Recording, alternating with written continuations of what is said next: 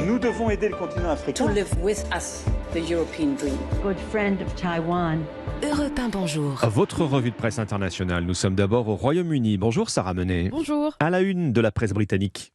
Eh bien, ce matin, dans la presse britannique, on évoque la visite d'État historique du roi Charles III en France, visite qui doit avoir lieu en début de semaine prochaine.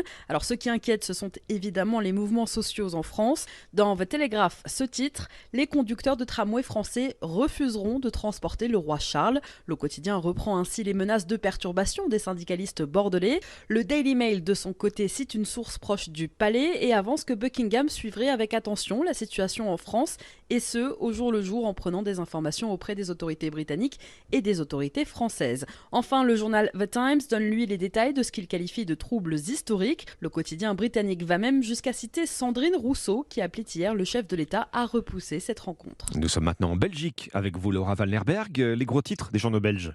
Se dirige-t-on vers la fin des stations essence Total en Belgique ? C'est le titre du quotidien La Dernière Heure. Le pétrolier français souhaite s'associer avec le groupe canadien de Superette Couche-Tard. Objectif, exploiter les 619 stations du pays.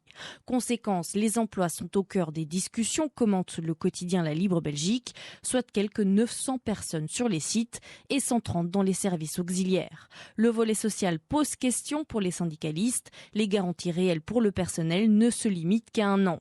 Le journal L'Écho le précise, c'est une opération en ligne avec l'objectif du groupe de réduire de 30% ses ventes de produits pétroliers d'ici 2030. Avec la condamnation des véhicules à moteur thermique, c'est donc tout un secteur qui vacille, conclut le journal L'Avenir. Nous voici enfin en Argentine avec Flora Genoux. Flora, de quoi parlent les journaux argentins ? La folie Coupe du Monde qui continue. L'Argentine joue son premier match depuis sa victoire au Qatar. Ce sera une rencontre amicale face au Panama ce soir et à domicile à Buenos Aires. Près de 2 millions de personnes ont essayé d'acheter une place en ligne, calcule la chaîne de télévision A24. En 2 heures, les quelques 80 000 tickets étaient partis.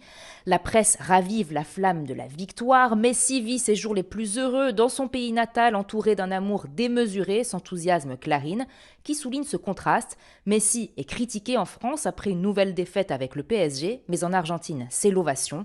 D'ailleurs, cette semaine à Buenos Aires, une sortie de Léo s'est transformée en une scène de liesse, raconte Parina Dossé. Une marée humaine est venue l'acclamer devant un restaurant de grillades. Même bousculé par la foule, le champion du monde n'a jamais arrêté de sourire, se ravit le journal. Merci Flora Genoux, merci à nos correspondants. 6h54, bon réveil, vous êtes sur Europe 1. Après une nouvelle journée, soirée même, de tension à Paris, à Lille, à Lyon notamment, et des manifestants qui se radicalisent. 9e journée d'action aujourd'hui partout en France.